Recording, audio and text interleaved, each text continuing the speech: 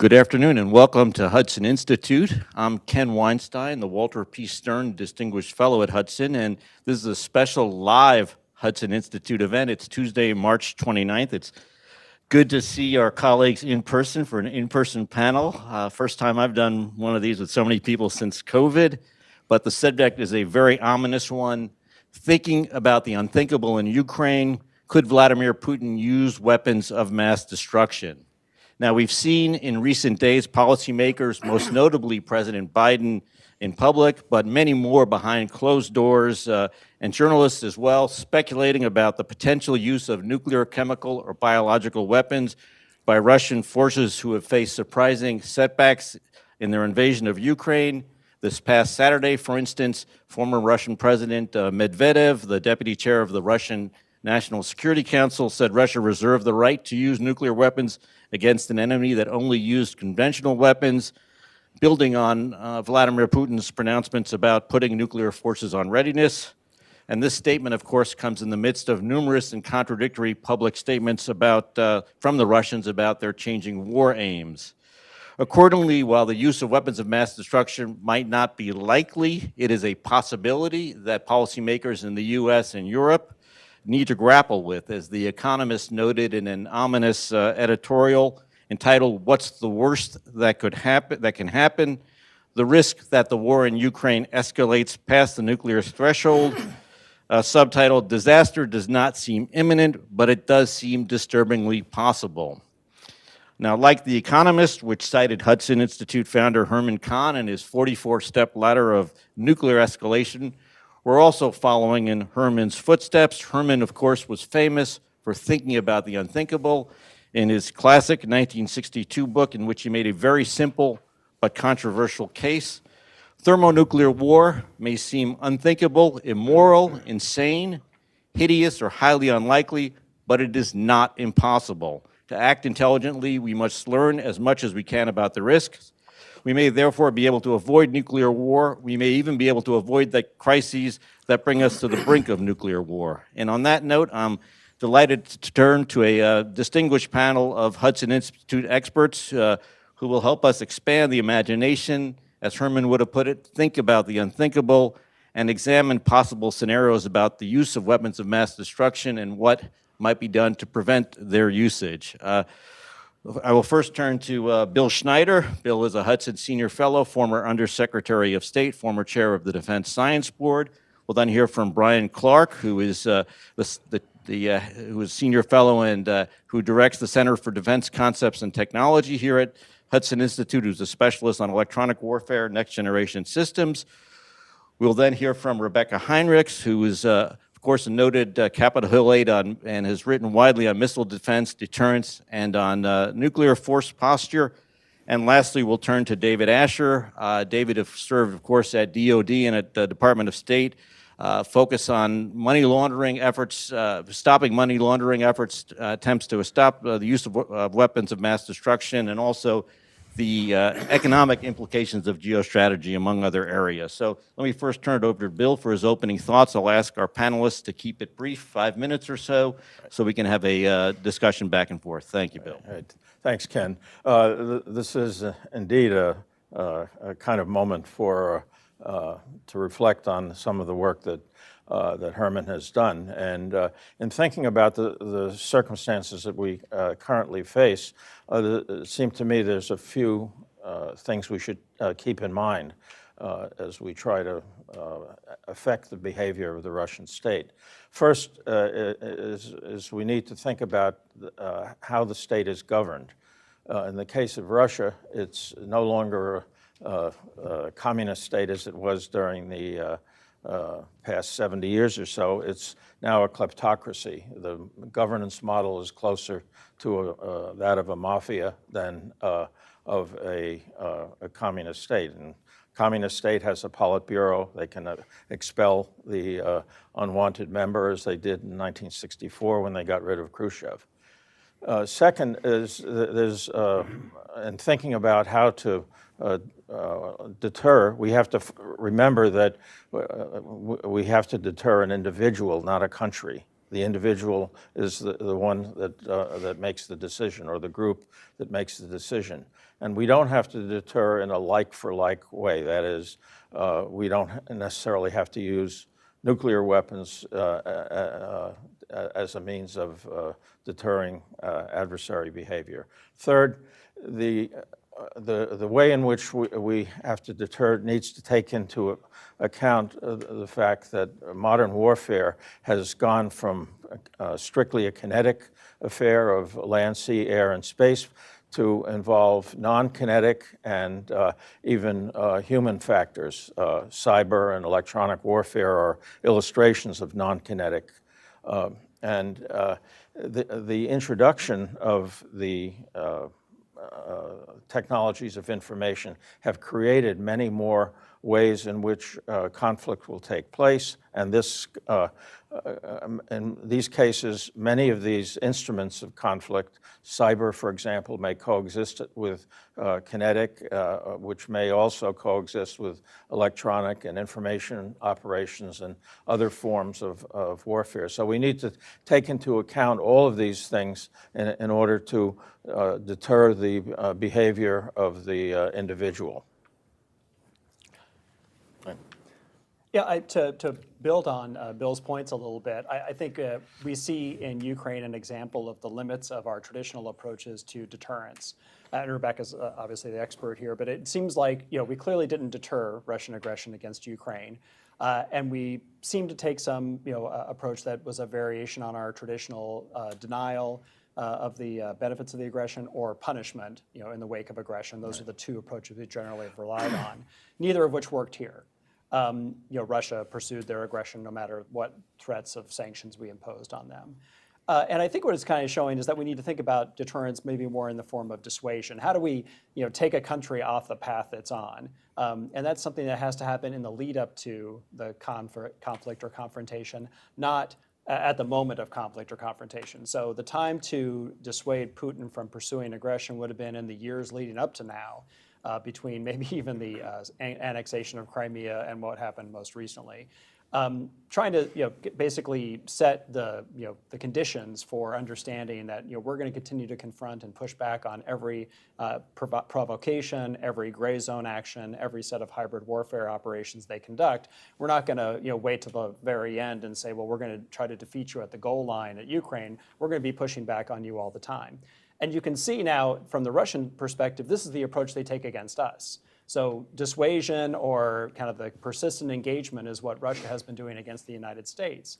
And it sort of set up the conditions for WMD use in the case of the current conflict. So over the last several years, Putin and the Russians have supported Syria using chemical weapons against their own people. So clearly showing that they're willing to employ those kinds of weapons if necessary to instill terror in the population or to get a gain on the battlefield. They've used biological weapons on an individual basis against particular people. And they've also threatened the use and deployed new nuclear weapons and operated them far afield, showing their willingness to do demonstrations of nuclear capabilities. That's all been part of their dissuasion efforts to constrain our options and prevent the United States from the allies from being a little bit more aggressive in terms of responding to their actions in Ukraine and elsewhere. We need to be thinking along the same lines. The United States and its allies need to think of more persistently engaging and pushing back on these confrontations that Russia and China present day to day, instead of waiting for this to be a goal line stand where we just say, well, we're going to deny you the benefits of the aggression, or we're going to come and punish you after the fact. It's a different way of thinking about it, and incurs risk. We have to think about the fact that that's going to mean that we are now confronting Chinese or Russian forces day to day in ways that we did during the Cold War, but we have not in the years since. But I think that's kind of where we are now, is okay, well, that's failed, deterrence has failed. We need to think about dissuasion going forward. But now faced with this threat of WMD use, we have to understand that there's a willingness to employ those systems on the part of the Russians, and we need to understand how would we push back if they begin to start using them, and we can talk about that as we go forward today. Sure, thanks. I'll just piggyback on a couple of different things that both Bill and Bryan have already said. One, I think that President Biden has made the whole scenario kind of this a situation where he has repeatedly talked about trying to prevent World War III. And of course, what he means by that is sort of what's implied is an all-out war in which nuclear weapons would be employed. And because he has made that sort of, we're not going to do this because therefore World War III could ensue, so we're not going to do this because of that, he has precluded the ability of the United States to engage in these lower levels of escalation.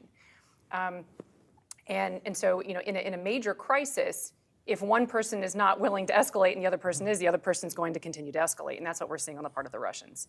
And so that has essentially just eliminated all of these other elements that the United States could be using to engage the Russians. So I think that's the first big mistake. It's worse than a gaffe because the president's not doing it by accident. He has kind of made this. He has set the table with this. And the other thing that I think has been a major mistake in the way the Biden administration has engaged with this crisis is by continually saying that this will necessarily result in World War III because Russia is a nuclear power, that they have sent the message out loud and clear that the United States will not even engage conventionally or even in lower levels of non-nuclear, of course, warfare if the adversarial power has a nuclear weapon. So the message has been, if you don't want the United States to engage you, get a nuclear weapon. It's worse than anything that people have been concerned about. You think about, the Libya model when people have said that, or the overthrowing of Gaddafi after he got rid of his nuclear weapons. I mean, that is small potatoes relative to the message that continues to be sent out from this administration on the value of having a nuclear weapon and how that will prevent the United States from engaging at these lower levels of escalation. And then with that, I think that we're watching the unraveling of the nonproliferation regime. And we are entering into an era in which the value of nuclear weapons, nuclear coercion, and brinkmanship, I think, has gone up. A couple other points, I think, on that point that I think are just worth kind of putting on the table. It was just January 3rd of 22, this past year, where the United States led this joint statement of the leaders of the 5 nuclear weapon states on preventing nuclear war and avoiding arms races. This statement was, it was a mistake because it basically acknowledged or gave credence to this idea that either the Chinese or the Russians are in good standing we remain committed to our nuclear non-proliferation treaty obligations, including Article 6 obligation to pursue negotiations in good faith and effective measures relating to cessation of the nuclear arms race at an early date and to nuclear disarmament on and up goes. We know that, of course, the Chinese are engaged in a major strategic breakout of nuclear weapons development, and we know that the Russians, just looking at the kinds of nuclear weapons that they're investing in, are theater-ranged nuclear weapons that they will not even permit the United States to negotiate with. So they're completely unconstrained by treaty. And so we can look at the capabilities, look at some of the rhetoric that comes out of Russian generals. And we know that this wasn't true. So this was a mistake. And I think that this is a time of serious reflection from the Biden administration, who might be well-intentioned on the desire for the United States to move away from nuclear weapons in our own military strategy, but understanding that it hasn't had the effect of removing the consideration and the importance that our adversaries place on nuclear weapons as they carry out their military strategies and military aims.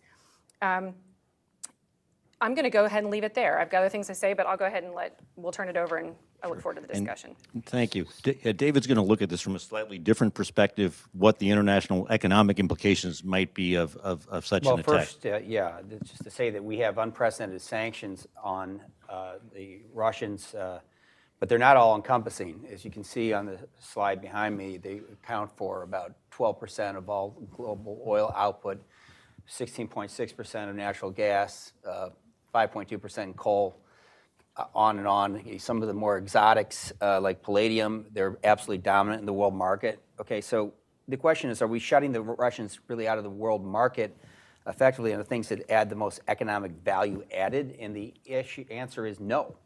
And then another thing to countenance is, are they really suffering just in terms of the amount of flow? You can see behind me the amount of gas being pumped out of Russia since the war began has skyrocketed. Okay, so That's all going to Gazprom, Gazprom Bank, as well as a few others, but it's money that's controlled by Vladimir Putin and his inner circle Zero Dacha network, so they call Zero Dacha. You know, we can see how dependent the Europeans are on natural gas. We're afraid of sliding them into a recession or even something worse. But at the same time, it's starting to warm up in Europe. We better lift our fears and anxieties. There's still enough alternative supply. What we do need to be concerned about is the impact on the world oil market. The world oil market is, unfortunately, the swing producer right now is Russia in most regards. Even if the Iranians do come back online, so much of their supply is already sort of allocated to the Chinese that I don't really see that becoming as significant as Russia being turned off.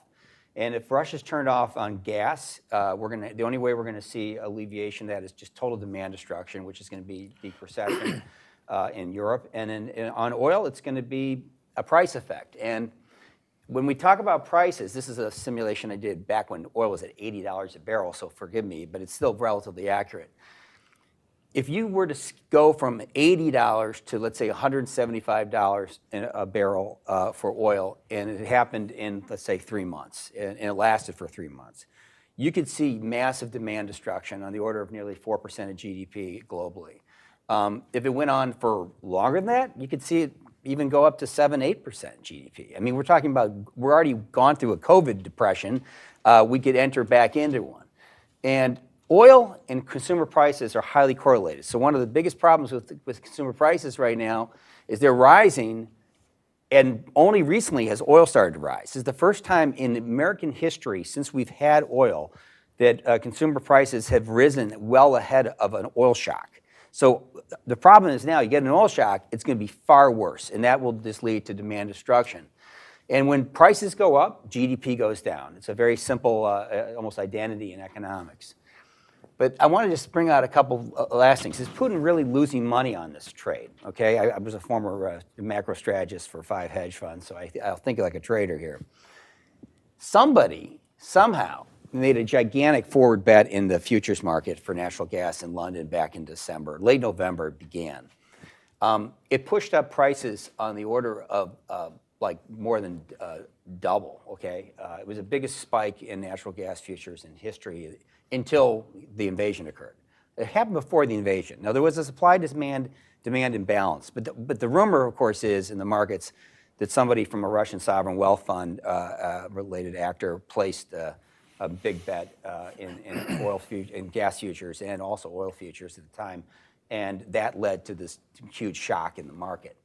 The final thing is, I'm just going to point out here, the Bank Rossaya network, which is Vladimir Putin's financial network, more than anyone else, run by a guy named Yuri Kovalchuk, is in many places intact. It has been sanctioned, it has been actioned, it has been demanded to be shut. If you look in Cyprus right now, you'll see a huge number of Bank Rossaya-related companies moving money like crazy all over the world. It's not some secret. You can see it in the corporate registry.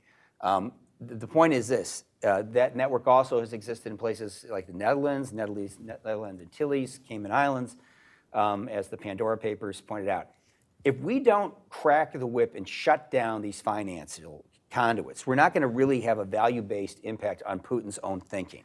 Okay, I do think he cares about money. He was a business intelligence officer in the KGB. So were many of his colleagues, by the way, that he's closest to. That is a very unusual assignment in the Russian intelligence service. There weren't that many of those guys. So he's sensitive to economic factors. But if he can get away with economic murder and then use nuclear weapons to increase the chances of escalation, including to the point that he could trigger a worldwide depression, a worldwide crisis of unity, I would not rule it out from an economic warfare standpoint that Vladimir Putin is willing, under certain circumstances, to pull hit the button and trigger some sort of tactical nuclear attack. Just from an economic standpoint, he could cause us more damage than it would cause him in his calculations, especially if he were to escalate to de-escalate. So I put aside the normal Herman Kahn view of this, but I go back to Herman's views on economics to try to connect them with security. Thank you. These have been excellent presentations, and your presentation, David, actually brings us back to where Bill Schneider talked about Putin being a kleptocracy, understanding that the challenges we face in trying to come up with a model of deterrence, which extraordinarily well articulated by the panel here.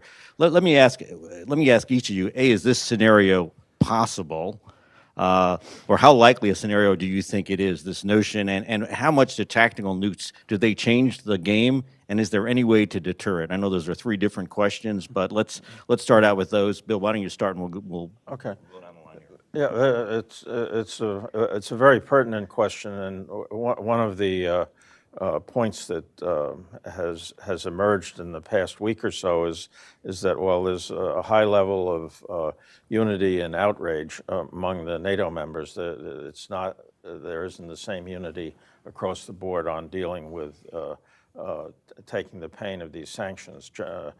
Germany and Italy, for example, look forward to a time when they won't have to buy Russian oil, but not now. And as a consequence, Russia is cognizant of the fact that they have very substantial economic leverage over both the EU and NATO countries, and indirectly over the U.S., because public policy has made lifting oil and gas something that the country doesn't want. So why should an investor try and increase oil and gas production now when 6 months ago the government was trying to shut them down? So you have these reinforcing very destructive trends that increase the leverage that Putin has. And as David was suggesting, until you start going after things that the leadership who make the decisions value, you're not going to affect their behavior. So I think it's time for a harder think about how to do this. Yeah, so when it comes to tactical nuclear weapons, they've made this sort of evolution from being actual battlefield weapons during the Cold War to then becoming messaging tools. And the U.S. chose not to use that as a messaging tool, but the Russians continue to employ them. And as Rebeccah said, they've now deployed a large array, a variety of tactical weapons that are in this small scale, whatever, I guess, sub 30 megaton, or 30 kiloton regime, where they could be employed as part of a small scale military endeavor. But the messaging was mostly just in terms of how you moved them around. It was, we had some submarine launched nuclear weapons on the Tomahawk that could be employed as part of a messaging campaign. The B-61 bomb is employed as part of that as well. The difference is, now we've sort of, both us and the Russians have, it's been, nobody's used them. So they've been just used as a messaging tool. Now we've gotten to the point where they're not really taking that seriously. So the expectation is, well, you move these tactical weapons around, but you're never going to use them. So maybe they've lost some of the value as a message.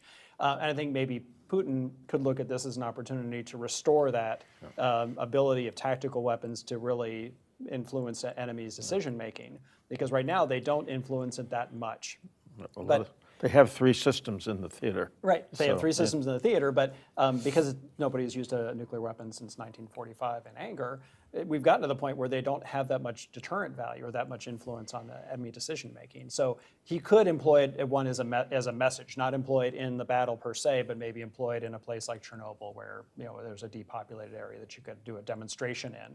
But demonstrating a tactical nuclear weapon, I think, in the context of this confrontation would be a way to restore their value as a messaging tool for the Russians. And it's one of their few tools to really influence U.S. and allied decision making. So to me, that's the risk, is this sort of demonstration employment, not so much an employment that's going to have any real military value.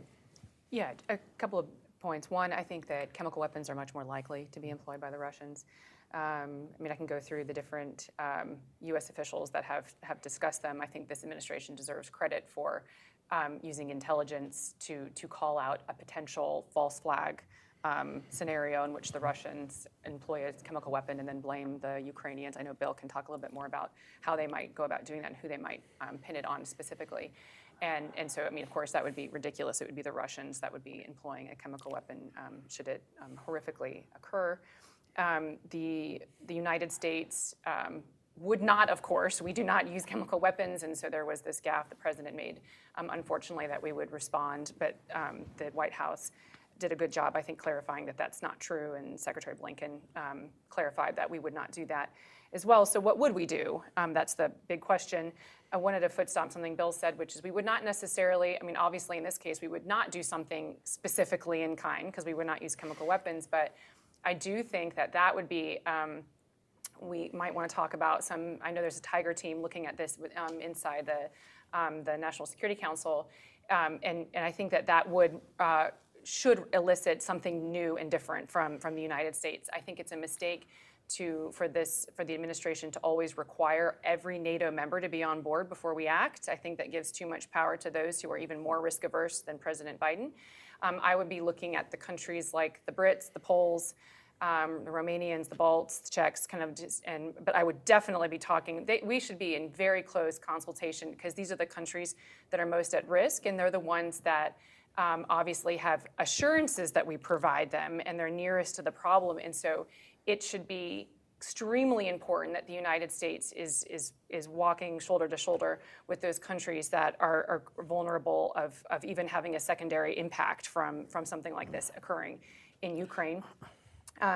And the other thing that I think is important to note is, you know, the Russians are still in good standing with the Chemical Weapons Convention. That's ridiculous. I think if the Russians obviously were to do that, they should no longer be in good standing with the OPCW. They've provided cover for the Assad regime for the employment of nuclear weapons. Of course, the Russians use nuclear weapons and these nerve agents for assassination attempts, and even recently, supposedly, reportedly, used them possibly to poison negotiators. The tactical weapons, if I can just say a couple of things just real quick. I think that the Russians, they're using nuclear coercion because I think it is working on us. I think it's working on us in terms of how unwilling or how risk averse it's making this administration for doing anything in the conventional context. So that's what I mean by work. So they're signaling, they're engaging in nuclear signaling. They moved one of their massive strategic military exercises that used nuclear delivery systems to coincide right before the invasion. And then when the United States had a long-planned Minuteman III test, this administration, rather than the Russians would have known about that, would not be surprised we didn't plan it to be happening during the invasion.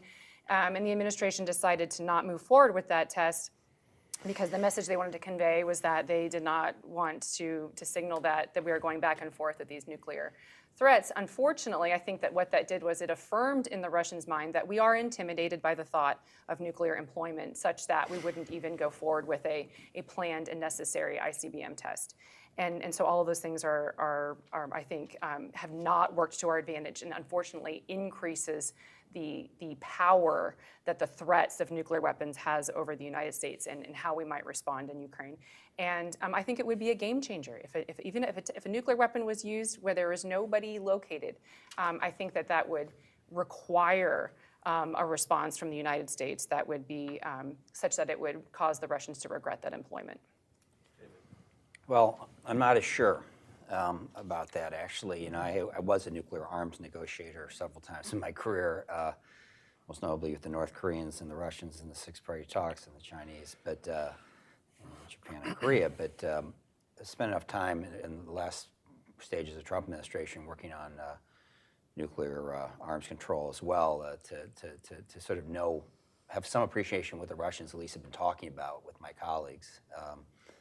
And they've been talking about tactical nuclear weapons and their value. They've been more willing to think about taking some of their intermediate range missile delivery capabilities away, but not their tactical nukes. And tactical has gotten very strategic, actually, in the way it could be employed. We're talking about deep bunker busting type tactical nuclear weapons, some of which we've never really seen. Now, one thing we have to realize here is there are a lot of weapon systems being employed that have never been seen visibly before, the hypersonic being delivered. Bryan could tell us how much of a show that was. But, you know, it's sending a message. It certainly showed that it could make a big bang. The question is, how much is this an existential crisis? Peskov, the spokesperson for Putin, said recently that if this becomes an existential crisis for Vladimir Putin, nuclear weapons are on the table in terms of their use, fair use. What does that mean? How many times have Russians talked about nuclear weapons since the beginning of the Cold War? Almost never, pretty much never, actually, in public. This is the first one we have 4, 5, 6 times this Putin regime's talked about it. Why? Everything else they've talked about, they've delivered on. Let's not forget that. So have they delivered well? No, they've delivered badly. But because they've done such a bad job, okay, and because we've gone to economic war with them, obviously, in my mind, justifiably, what do they have to lose? Well, they still have a lot to lose, and we need to make that clear. Like all their gas exports for the next decade, all their oil exports, but are really the Europeans going to cooperate with that? Are they really going to be able to stand for it? Are they going to accept the economic cost? If he used a nuclear weapon to take out Zelensky, who obviously has a personal deep grudge with because he's being showed up, which it interferes with his whole czarist, I'm the great, Peter the Great successor, mojo. If he used it, does it vindicate him? Does it, in his mind of history, is he really playing for us? Does he really care? Or does he actually think he might be able to succeed? And my fear is that, first, he's not suffering economically at this stage to really deter him. We're not putting physical forces in the theater, at least overtly. Invisible deterrence, in my mind, is not deterrence. I worked on some of the third offset programs and high-tech stuff with Bill and others in the past. Great, we have all sorts of great stuff. But like with the F-117, the B-2 in the 80s, they didn't necessarily know about it. So the problem is this. We are in a situation where we're in the riskiest situation probably since World War II in many ways. Riskier in many ways than the Cuban Missile Crisis. And we are not putting some of our cards on the table. We're not putting military forces really armed with nuclear weapons overtly on their borders. We've given up deterrence with nuclear, saying we're going to avoid World War III at all costs. Of course we're going to do that. But if he doesn't feel the sword of Damocles over his head, my fear is that Putin decides to do something ahistorical, atypical, but in his mind, great. And that could be the use of something that would try to decapitate the Zelensky regime. Can you give us a little bit more on that scenario? We've discussed it, but for the audience, and then I want to get reactions. It's not that I want the scenario. No, it's not of even course that I think not. it's likely. But is it possible? I'd say certainly it's possible, because right now he's bogged down. Now, one other thing that a certain 4-star general I spoke to just the other day told me is he finds it unusual as an army general that Putin's forces are essentially surrounding Kyiv, but they haven't withdrawn, even though they're getting pummeled with these retaliatory attacks. So what are they waiting for? Are they in a position because they might be outside of the blast zone? I mean, Brian, Bill, you guys know much more about this than I do. Obviously, my general friend knows something too, since he's commanded a lot of armies around the world. But the question is this: what's he going for? Now, he says now he's going to withdraw and he's going to focus on Donbass. He's already got Donbass. So what does this mean? I mean, he's perfectly capable of being a guy, when his lips are moving, he's lying. So to me, I would assume that in his classic Russian doctrine, and I'm not an expert on Russia the way I'm in China and East Asia, but dealt with them enough that to know, especially on the sort of economic intelligence and sort of clandestine operations level, that these guys will just, they'll play as dirty as they come. And we got to understand that just because nobody's used a nuclear weapon doesn't mean that he thinks it's verboten in his mind. I mean, he might do it just because he thinks it's going to shift the entire power balance, and then he immediately opens negotiations and says, it'll never, ever happen again. Or he'll say, oh, it was a mistake. Some general went off and did it, shoots the guy in the head. I mean, there's obviously some mental issues going on with Putin, maybe not in terms of his sanity, but he's certainly in a level of irritability, and it's not necessarily irrationality, but he has a certain cognitive dissonance function, which we've seen in other leaders who've escalated into unimaginable lengths in the past. So my own view is like, he may not be, the North Koreans wouldn't go this far. They act like it. But Putin's not, the things that he's doing but not saying disturb me more than even what he's saying. And what he said is, he's mentioned the potential use of nuclear weapons repeatedly. So you've talked about the potential use of a bunker buster tactical nuke to decapitate the Ukrainian regime. Let me get the reaction. What's the sense of the likelihood of this? What can be done, if anything, to deter against it? How reliable are the Russian tactical nukes, moreover? I would still just say that that's still in the realm of very unlikely, because I think that there will be I think that the Russians would be seriously miscalculating what the response would be from the United States and allies. I still think that it's possible. It's always been possible. I think it's more possible the longer this war goes on. I think in the scenario, though, that we're talking about now, what is more likely is the employment of chemical weapons, because you still get the shock and the horror, and the goal for the Russians is to get the Zelensky government to throw in the towel. I mean, that's the goal. And if you get to the point where you're in a stalemate, which, in the fog of war, it's hard to keep track of, what's the most credible explanation for who's winning and who's gaining these military objectives and how successful the Ukrainians have been at preventing the Russians from taking theirs. But it does seem to be kind of stuck right now, and so I think that's when the likelihood of a chemical weapons. And I wanted to correct, and I didn't mean to say that the Russians were in good standing of the Chemical Weapons Convention. They're not. The State Department said that they were not, but they are with the OPCW, and so that would be a mistake. But again, I don't want to downplay it as an impossibility. I think it's a mistake. Anytime somebody says it could never happen, I think we should take it seriously. And my hope, and I think it should, is that the administration is communicating what kinds of things we are willing to do. I think if that were to occur, and again, I think all of these conversations need to be happening with our allies. I am concerned that Secretary Austin and General Milley have not been able to get the Russians to pick up the phone when it comes to talking about this particular scenario, which is very worrying. Yeah. And this is exactly the point of this exercise, which is to look at possible things, not necessarily likely things, and to say this is what we need to focus on in order to prevent what might be likely or what might be possible from happening. So, yeah. The use of a bunker buster is I think, probably less likely use of nuclear weapons than the Russians have air defense with nuclear weapons on them. So intercepting, say, one of our Global Hawk unmanned aerial systems that's flying in the area, there's no one's killed, but the readiness to use nuclear weapons to achieve a military purpose would be apparent. And I think that may be a way in which nuclear use comes into view that the Russians take responsibility for. The chemicals seems, as Rebeccah suggested, it's sort of emerged in a false flag kind of thing where there is a neo-Nazi battalion that the Russians maintain. It's called the Sparta Brigade, and in fact, the commander was killed early in the war.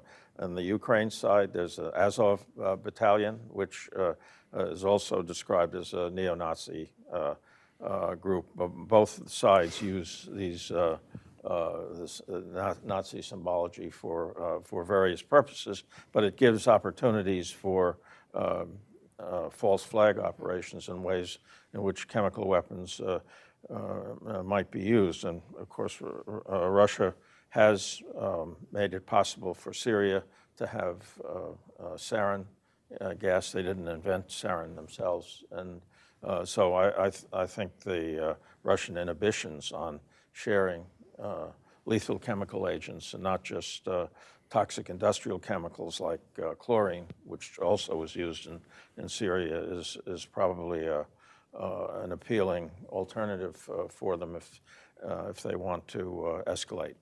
Right. Yeah, so it seems like chemical weapons won't give you the kind of battlefield advantage that I think the Russians are looking to try to gain right now, because looks like they're trying to consolidate their lines, focus on regions like in the east that they can hold on to, and if they want to break through in a place like Kyiv, chemical weapons aren't going to really help you do that, just because of the way the Ukrainian forces are dispersed. And the problem right now is the Russians present a very nice target because they're relatively concentrated and channelized.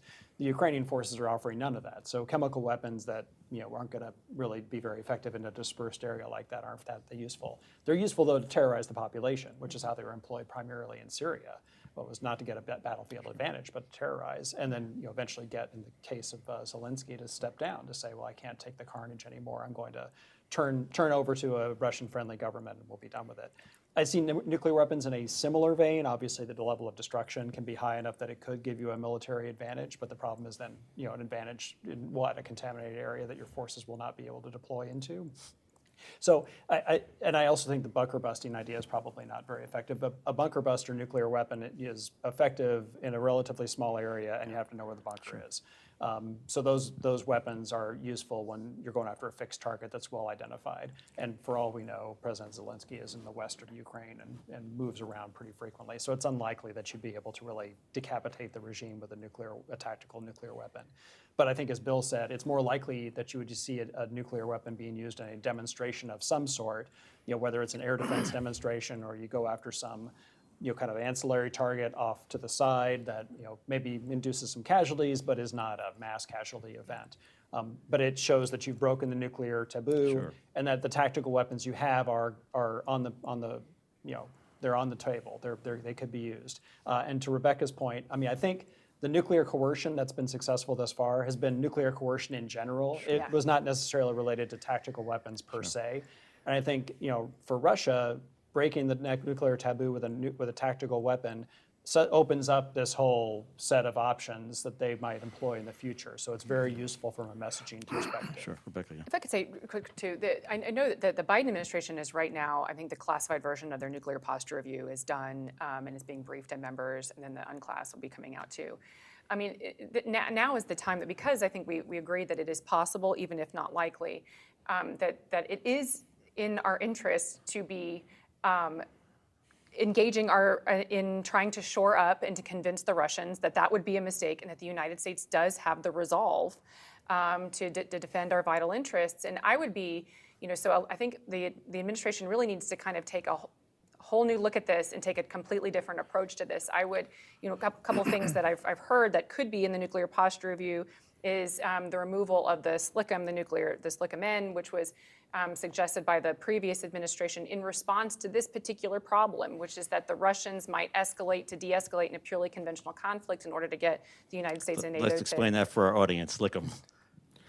Sea-launched cruise missile with the nuclear one, in order to provide, so the United States has a proportional response in theater ready to go at the ready, in order to lower the threshold of nuclear, or to raise the nuclear threshold, because the Russians are the ones that are lowering the nuclear threshold. It would be a mistake just from right now what's going on to remove that particular weapon system. I've heard people say, well, we've got other things that we could use, but I think right now that's just not the message we want to be conveying. Also heard that they might be removing the W-76 low-yield warhead from the submarine-launched ballistic missile, which was added back during the previous administration and sent out to sea. Also, that would be a mistake. And then the declaratory policy. Thankfully, I've heard it's not going to be no first use or even a sole purpose. But anything that kind of moves away the seem as though the United States isn't willing to employ nuclear weapons in any kind of strategic attack, nuclear or not, I think is a mistake. And so, again, I think that it's this paradox about deterrence. You actually have to not only have the capability to defend your vital interests, but you have to convey your willingness to employ it. And I think that's where we've got some work to do, some shoring up to do, and some messaging that needs to happen to convince them. And the French foreign minister came out right after the Russians started nuclear saber rattling. The French foreign minister came out and said that he wanted to remind the Russians that NATO is a nuclear alliance as well, which I thought was a nice way to put it. But more of those sort of calm demonstrations of resolve and will from the United States government would be very helpful. Great. And can I say one thing, because I know we have no time left almost. There needs to be a Biden doctrine related to Russia and its future. In 1982, as Bill will personally remember, Ronald Reagan started a program to economically, politically, and culturally defeat the Soviet Union. Okay, it was very well planned, it was very well executed, and it was successful. Putin vividly remembers that. The one time, well, twice I was in the room with the guy, but one time his recollections of what happened beginning in the early stages of the 1980s to the Russian economy, remember he was the economic officer, let's not forget it. He got sort of emotional about it. It was an interesting encounter, not with me, but my boss, Colin Powell, at the time, and it was just very, very interesting because he doesn't want to see Greater Russia, the Russian Empire, fail again. and he saw it happen once. And I have to say, the threat of failure is important. I think our Biden doctrine should say, if you're going to use nuclear weapons, we're going to go after you. The president sort of said it, but he's got to sort of mean it. He's got to be willing. We're going to do economic, political, cultural, strategic containment. We're going to surround you. We're going to put you in a box, and we're not going to be fearful of you. And frankly, in that context, it might be easier to engage with Vladimir Putin than it is right now. I mean, we've been way too almost condescending and way too just unwillingness to deploy any spears in reaction to his aggressive threats. And I think it's a mistake. Bryan, Bill, those are two. They set the high bar on wrap-up remarks. Thoughts?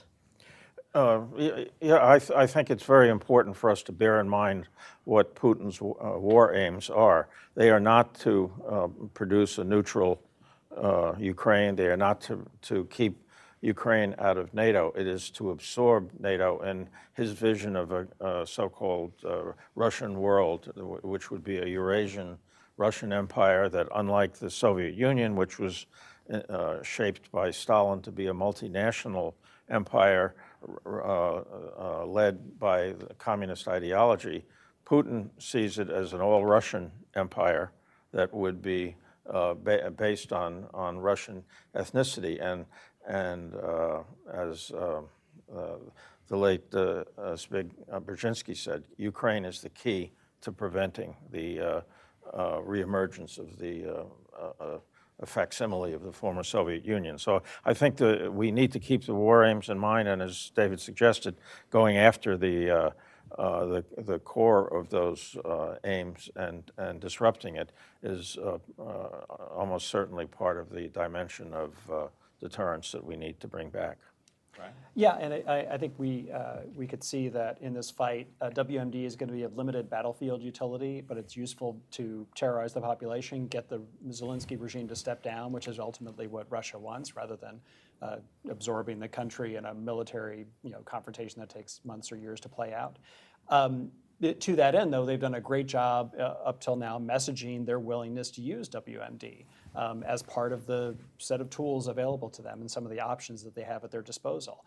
And I think while the U.S. does not want to mount a similar campaign to use WMD, but I think the U.S. needs to learn from this experience and say we need to be thinking more carefully about how do we persistently engage our opponents, our adversaries, and show our willingness to do things at lower levels of escalation and maybe even at higher ones, but take some small risks that allow us to convey that resolve that Rebeccah talked about to a much greater degree than we have up till now. Great. Look, I want to thank each of you, Bill Schneider, Bryan Clark, Rebeccah Heinrichs, David Asher. This has been a superb conversation, a very enlightening one, looking at the possibilities of the use of WMD and thinking about what we need to prevent this in the future. Thank you very much. I also want to thank the Hudson Institute Public Affairs team for all their work to pull this event off. Thank you. Thank you. Thank you. Yeah.